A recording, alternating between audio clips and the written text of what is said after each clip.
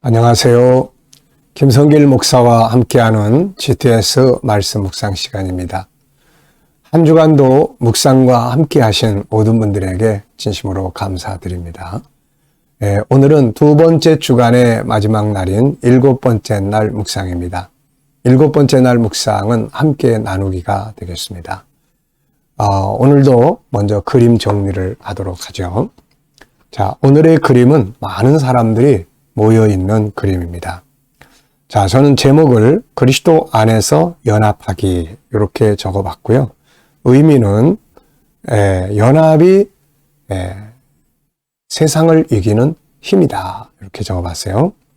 연합이 세상을 이기는 힘. 이게 지금 이렇게 모여 있으면은 큰 힘이 되죠. 그런데 하나하나 다 흩어져 있으면은 굉장히 약하게 됩니다. 그래서 우리가 잘 아는 말 중에 뭉치면 살고 흩어지면 죽는다. 네.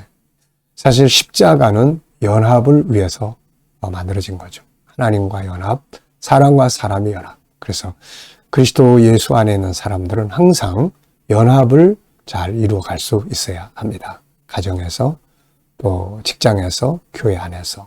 네. 그래서 이 연합이 힘이다. 자, 그 다음에 두 번째는 이제 분석입니다. 이 중에서 보이는 부분들하고 또 보이지 않는 부분들을 이렇게 분석해서 찾아내보는 것입니다. 자, 세상의 모든 것은 대부분이 다 숨겨져 있어요.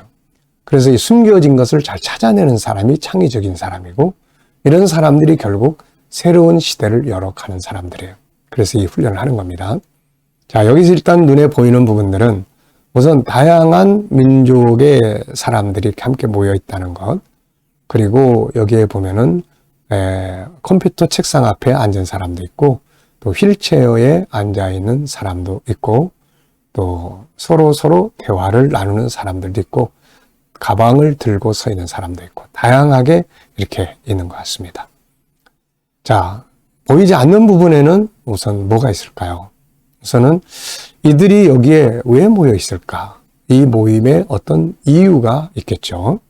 또 이들은 누구인가? 여기에 모인 사람들은 어떤 목적을 가지고 모인 사람들인가?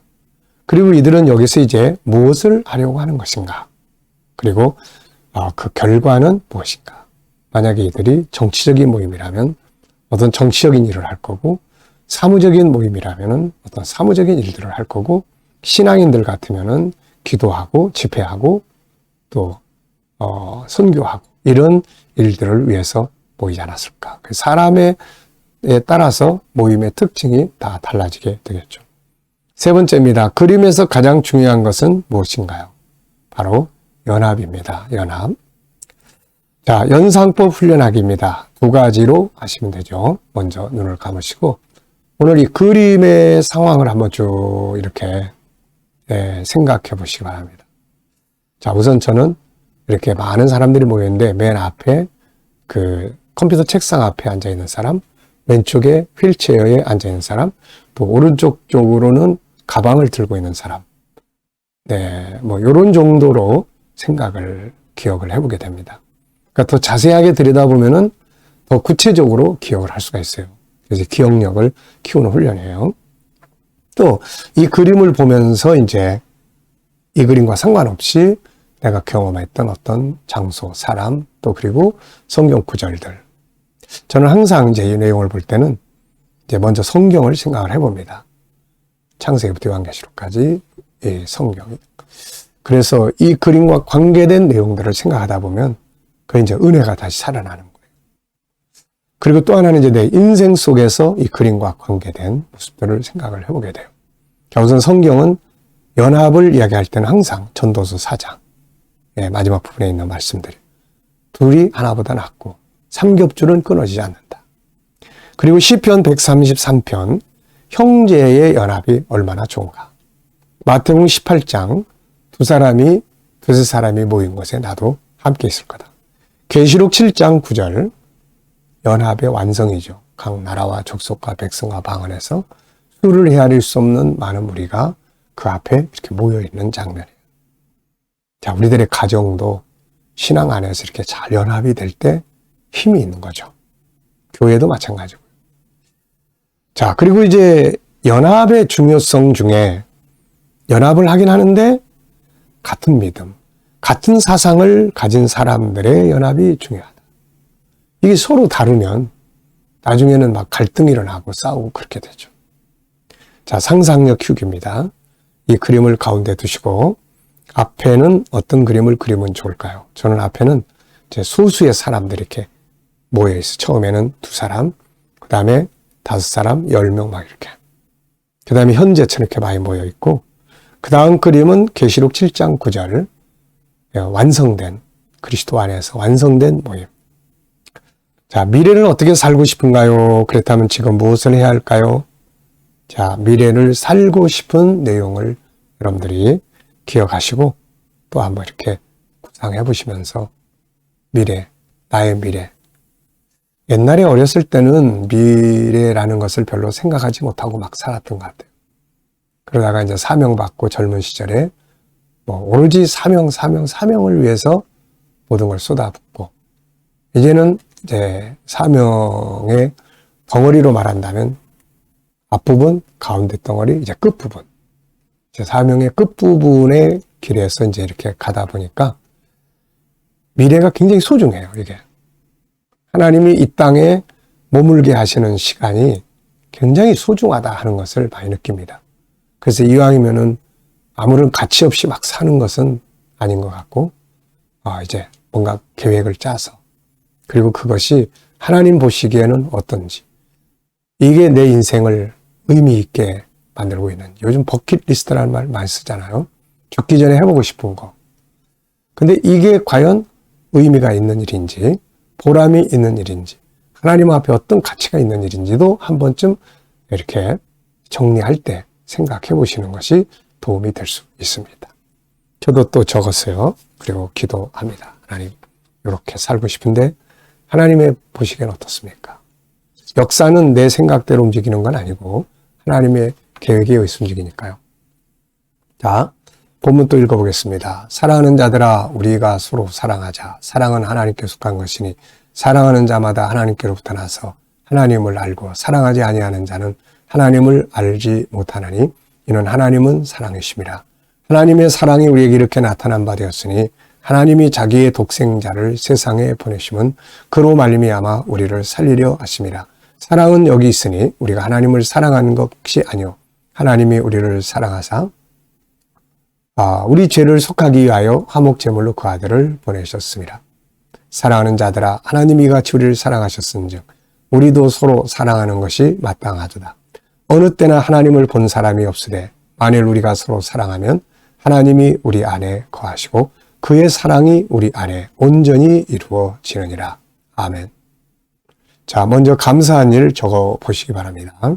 어제, 오늘, 또 미래 이렇게 감사한 것들 쭉 적어 보십시오. 자, 어제는 어떤 일들이 있으셨나요? 어제 토요일 생각해 보시면서 또 감사한 것들 적어 보시고요. 오늘 주일을 맞이해서 또 감사한 일들 쭉 적어 보시기 바랍니다. 그리고 미래에 감사한 일들, 미래에 감사한 일들. 네. 그래서 우리가 미래는 아직 다가오지 않았지만은 믿음의 눈으로 보고 감사할 수 있으면 좋죠. 자, 오늘의 나눌 것들입니다. 한 주간 묵상하면서 본문에서 기억에 남는 것이나 응용해 본 것.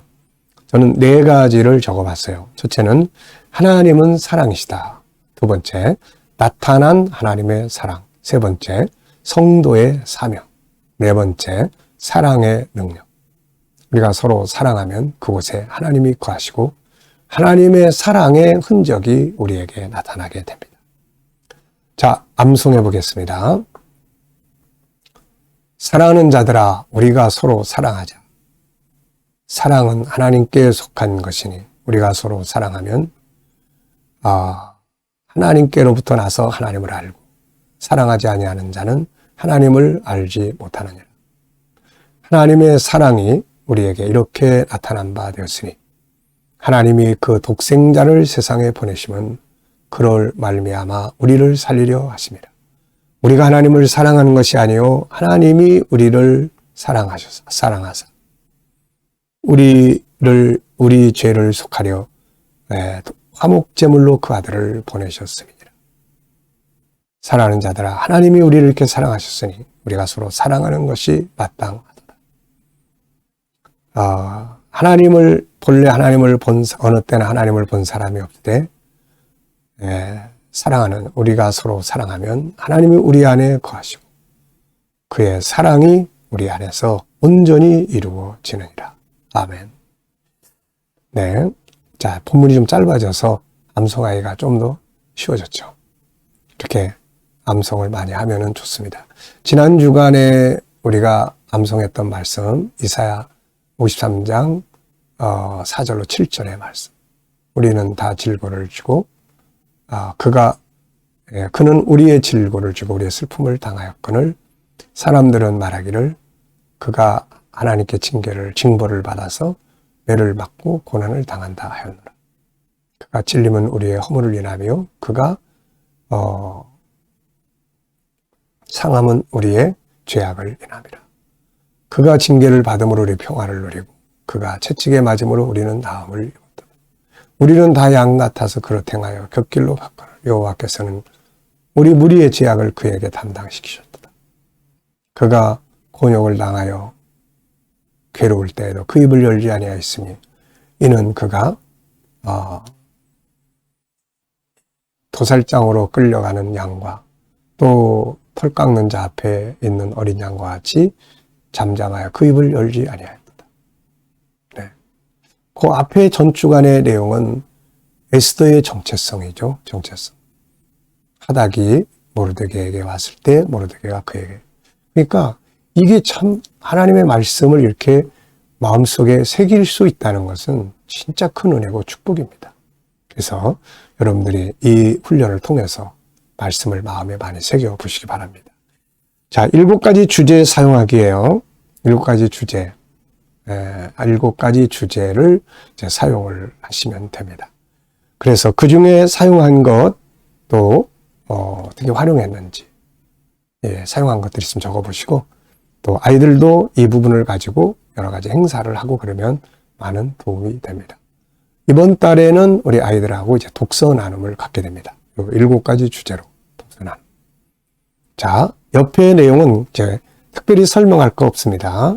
이제 구역 모임 때 이렇게 리더자들이 이끌어 주시면 되니까요. 자, 오늘도 묵상하도록 하겠습니다. 자, 이제 묵상을 하실 때는 이렇게 하세요. 먼저 본문을 한번 또 쭉 생각해 보시고 사랑하는 자들아 우리가 서로 사랑하자 이러면서 쭉 기억해 보시고 그 다음에 7가지 주제를 이제 매일 아침마다 묵상할 때마다 한번 생각을 해 보십시오. 7가지 주제. 자, 전체 생각 속에 그리기, 중요한 것 찾기, 숨겨진 비밀 찾기. 그 다음에 하나님의 관점으로 세상 보기. 그 다음에 관계 성공하기. 나, 다른 사람, 내 업무. 그 다음에 배우고 응용하기. 그리고 함께 나누기. 그런 다음에 이제 나의 현장을 생각을 해보시기 바랍니다. 내가 가진 비전, 또 오늘 내가 해야 될 업무들, 그리고 또 내가 만나야 될 사람들. 그리고 나서 이제 주님께 한번 물어보시는 거죠. 주님, 이럴 때 어떻게 하면 좋을까요? 오늘 이 사람에게 무슨 말 하면 좋을까요? 오늘 제가 이 자리에 섭니다. 주님, 어떤 자세로 쓰면 좋을까요? 그리고 기다려보시면은 다양한 많은 것들이 떠오를 수 있거든요. 이걸 영감이라고 합니다. 이 영감이 삶의 차이를 만드는 거예요. 자, 오늘도 기도하고 마치겠습니다. 오늘 좋은 주일, 은혜 받는 주일, 아주 행복한 주일이 되시기 바랍니다. 그리고 매일 아침마다 이왕이면은 오늘도 내가 어떻게 하면은 더 기쁘고 즐겁고 행복하게 살 수 있을까? 한 번쯤 질문해 보시고 생각해 보시기 바랍니다. 기도하겠습니다. 주님 감사합니다. 오늘도 주신 묵상 말씀, 영감 잘 기억하고 또 특히 오늘 주일날 주님 만나는 산 예배가 되게 하여 주시옵소서. 병든 자는 치료받는 시간 되게 하시고 또 여러 가지 일들로 절망한 자들 새로운 희망의 빛이 비치게 하여 주시옵소서. 주님 만나는 산 예배가 되게 하여 주옵소서. 예수님의 이름으로 감사하며 기도하옵나이다. 아멘.